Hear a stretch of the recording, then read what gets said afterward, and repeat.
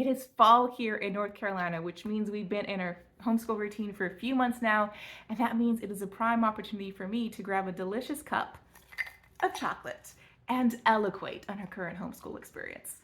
Eloquate is a real word, folks. I'm not being Shakespeare here. Hi guys, it's Kathleen Lewis here. I'm a graduate homeschool mom, learning enthusiast, and I am homeschooling a 1-year-old and a 4-year-old. Yes, I said homeschooling a 1-year-old, which is something I learned as a principal from my mom. My mom raised 3 kids, preschool through high school, homeschooled everything, and she is adamant, and I completely agree with them, that you learn from when you're a baby on into adulthood. So saying you're homeschooling a 1-year-old or even a baby is not that far-fetched because they are being educated at home. Stick around for later in the video when I tell you about how that works with my 1-year-old. So I know it is a huge thing to have a cup of something to drink on these homeschool chats. And quite honestly, it is chocolate that gets me through the day. And I've had a lot of chocolate over the last few months with our homeschool experience. So I thought I'd bring it into this chat as well. Okay, let's go back to that big July box for kids video I did. I'll just tell you a little bit about what we're doing with that.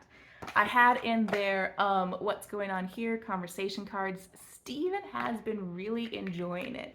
Each card exposes the kids to emotional elements, and it has been great for him to start learning to emote from another person's perspective, particularly his younger sister. Within the last few weeks, I have seen great strides for him in understanding, yes, she's knocking down your fort. I say fort specifically because while I'm recording this, there is a giant fort in my living room right here. Yes, she's knocking down your fort, but you need to understand that she's not old enough yet. She doesn't know how to play with you, how to interact with you. So you need to start, considering things from her perspective as well. So this has been great. He's actually asked me on a few occasions, we need to do this, Mom. We did not do this week yet. So he has been loving that. See guys, giant fort in my living room. Another thing I had in his homeschool haul was the Smart Farmer game. As expected, he went through this within a couple weeks. I mean, we're talking all the levels here. Advanced stuff that even my husband and I have to sit there and think for several seconds on how to solve it. He's gone through it all. So it's gone back in the cupboard. I pulled out an older smart game for him, and we're just gonna rotate some of those through. He's gonna get a new one coming up in his January homeschool box, so stick around so you can see what that's gonna be like. Also in his July box, I had Usborne Lift the Flap. I actually don't remember if it was this one or another one. I think it was another one, but he has been loving it, learning about tensile strength, learning about wind shearing and wind forces on skyscrapers, construction. So these were definitely a huge win. We've gone through a few. We've actually started cycling back through some more Usborne Lift the Flaps. Before we get too much farther into this video, I have to stop and clarify that my 4-year-old son is gifted. Now, short answer on what giftedness is, it's basically a difference in the fundamental makeup of our brains. My son and I are both gifted. Our brains are wired differently than most brains out there, which causes us to experience the world differently. Sensorially, intellectually, physically, emotionally. It is a whole gambit of things. If you want more information on that, go check out the link in the description. Okay, the last few things that I'm going to mention about that came from his July box were the step-by-step drawing book. He has absolutely loved this. It is great outlet for him. I am not an art person, not a good art teacher, but he has had fun going in here trying to draw several different things and just having fun. It's also been a great foundation for him to start, doing the divergent, the exploring on his own with art, which I've seen a little bit of. He created Wall-E all on his own after several iterations, probably because that art book taught him how to see things and break them down into little chunks. So it's been a big hit for us. One thing that was a surprise for me was the story of the orchestra, The Sleeping Beauty. I have a whole video talking about our experience with this, so check that up in the iCards. But my daughter fell in love with this. She loves music. I am discovering she is gonna have to have ballet lessons here pretty soon because in combination with this book, we turned on Tchaikovsky's ballet, and she has been doing ballet on her own around the house. pointing toes, trying to lift her legs, imitating me and the ballerinas that she's seen. Certain as the sun, rising in the east, tale as old as time, song as old as rhyme. So it is so cute, and I'm really curious to see what that's going to look like in the future for her. Let me address our schedule really fast. We are year-round homeschoolers, and if you want to know my philosophy and reasons for choosing that, just let me know down in the comments. I'd be happy to do a video and explain that for you. But we do not have planned vacations right now or planned time off. We do take breaks. So I've mentioned in another video here recently that we have gone to Washington, D.C. We didn't do school on those days. We didn't do car schooling. We didn't do any of that. We'd listen to audiobooks on the way, but no official school days. We do school about 3 or 4 days a week. Honestly, that depends on our current schedule and my ability, because sometimes I just need a break and the kids just need to play. But I also have to be sensitive, because my son actually told me once when he was 3, "Mom, I am done playing. Can we do school now?" I never expected that to come out of a boy's mouth, but he did say it. He loves reading, he loves learning, he loves using his brain. So I do try to be as consistent as I can. And we do not take long months off at all.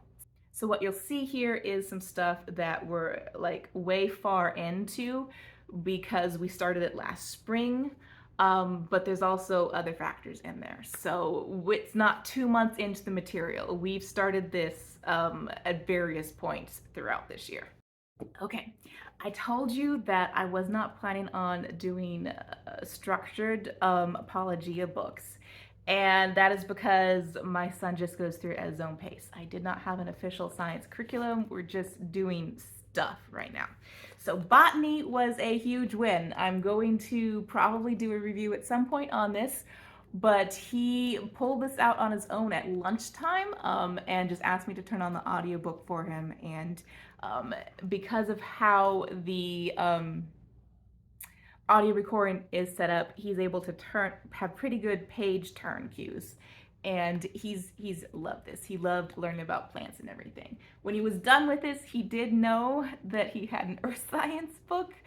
So I had hoped that I get a little bit more mileage, I guess you could say, before I had to pull this out. But he specifically asked, "Mommy, can you get the earth science book out? I'm done with botany right now." So we got it out, but unfortunately this audiobook version does not have these section heading cues, so it's hard for him to keep track. He did love it for a bit, and then I was having to help, keep him on page. And we have not finished the last chapter. So he enjoyed it. He enjoyed learning about it. And we actually went hiking and was able to show him some of the things he learned about in the book. But yeah, that was a little bit disappointing that the audiobook didn't work out for that. But yeah, we've gone through both of these within the last couple months. I think I might pull out the astronomy book here soon, just because that was his absolute favorite. And honestly, I'm just tired of listening to Henry Huggins at lunchtime. If you want to know what I mean by that, check up in the iCards for that video. Thinking skills, he still loves. I'm trying to figure out how to work this in though. So right now, when my daughter gets up from her nap, we have not had enough time to get to these because he's just wanted to read so much. So we started going to the table back there, and actually you can see he has a cut and paste project. He's doing his own flag. I think he's creating the country's flag for himself back there.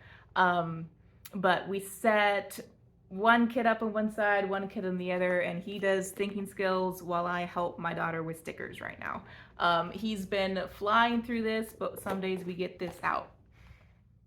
This is too easy for him. It is basically a cut and paste with coding as the theme, so it really doesn't teach much about coding.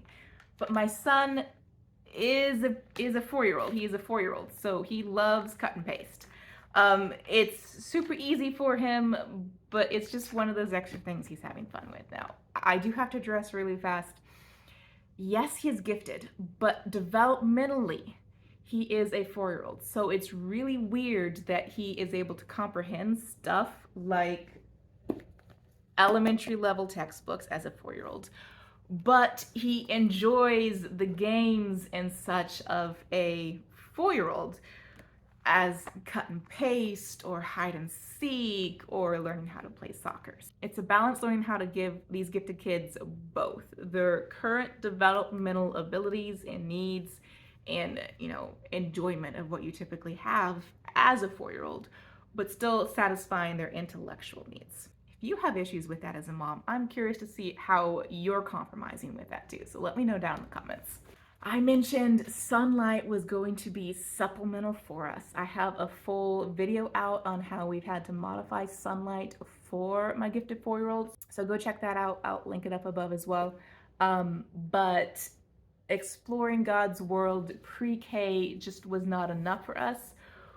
I am not using the schedule in here. I'm not using anything in the instructor's guide right now. We have gone through basically all the material except the big focus of read aloud chapter books, read aloud short stories, whatever you want to call it.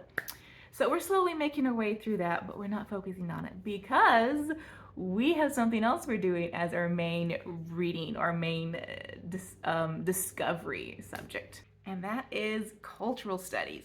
Stephen has been loving the cultural studies that we're doing. Right now we're in China. We have gone through dozens of books from the library, to be quite honest. This is one of his favorites that he has had me read over and over again this last week.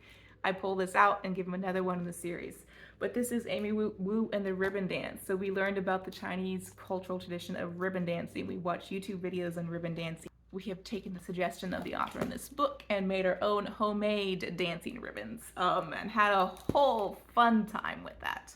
We've explored many Chinese folktales, including folktales about water-breathing dragons or a Chinese legend about the 10 suns and an archer who had to shoot down 9 of these suns so the earth would not burn up in a drought.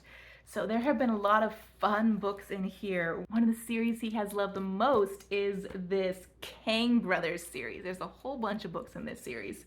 And this one's the story of noodles. The Chinese were the ones that invented the noodles and Marco Polo brought them back to Europe. So that is why the Italians are known for the noodles, but the Chinese invented them first. So this is a fictional story talking about how these boys in China invented noodles because they hated picking up rice from the floor after their food fights. So Stephen loved this. He's loved all of the books in the series we've read so far. We have gone onto YouTube in connection with this and seen a teenage boy do hand-pulled noodles. We have, of course, eaten noodles, so we've had a lot of fun on that topic. But the fun doesn't stop there with our cultural studies. We have also studied kites and bows, which are 2 of Stephen's favorite topics to study. We have done a study on what the Yangtze River actually looks like and all the peoples that live along it. It has been a blast. I don't know how much longer we'll be here because the library wants their books back, and I am trying to put everything together in a format that hopefully I can eventually offer to you guys as a curriculum that you guys can also do these cultural studies with us. So that is another project I'm working on while trying to, get the hang of YouTube as well. So it's not going as fast as I want. But if you guys are interested in that, just let me know. I probably will be able to have Japan, Korea, and Mongolia/Siberia out for you to try for free pretty soon because I'm just wanting some feedback on what's useful, what's not useful, so that I can make this something that a lot of you would want and be able to modify. Okay, on to math. We are doing RightStart Math Level A. I have had to adjust this for my 4-year-old because of his gifted mind. So we cut out review, we cut out a lot of the extra problems, and sometimes I cut out whole lessons. Sometimes we take 3 days to go through a lesson because there's important elements that I want to make sure we catch. Sometimes, like just this last week, we went through 2 lessons in 5 minutes because they were related concepts and he didn't need all the practice. So it's been a journey. We are on lesson 75 in here, and I have a feeling the rest of the book is probably gonna go fast because it's just a whole lot of practice, if I can say it that way. I don't think there's too many new concepts to be introduced in here, and I can tell he's definitely ready to go on to level B, which I just recently spot used. So we're probably going to be in level B by January, but we'll see. Okay, I did mention we did not have official science curriculum, but we were finishing up this, which I started last spring. Honestly, I could have gone through it much faster than we did. I do have a full review that's going to come out about this, so watch for that. And then last, but definitely not least, I am trying to get my son to learn how to read so I don't have to spend an hour reading to him a day. We're doing All About Reading Level 1. It has been working. I mentioned in a previous video that there was a little bit of an adjustment for him, a little pushback, if I can say it that way, because he is learning a new concept. Sometimes when a gifted brain encounters a new concept that it just doesn't grasp quickly, that person can just come out thinking, I'm stupid, when really it's just something that they actually have to work at. So I think that's where we're at with Stephen right now. We are at lesson 14, and there are 53 lessons in this book. So we're not even half of the way through it, but I can tell he is getting the concepts very quickly. He already knew most of the rules surrounding letter sounds, so we're not having to learn that. And I'm cutting out half of the work in here because it just does not work with a gifted mind. And I can reference that in another video if you're interested in what I'm talking about with that. But we have been doing a lot of actual reading from books, which is the most useful for him. So we also have the Usborne, my very first reading library. He has loved these books, the dual readers. So I can read a story, a fun story with him, and then he reads the short part over here. And he's been enjoying that. I've also had Bob books that I pulled out, just trying to give him as much practice as possible in addition to the readers that come with this. So that was everything for my son, and I need a chocolate break.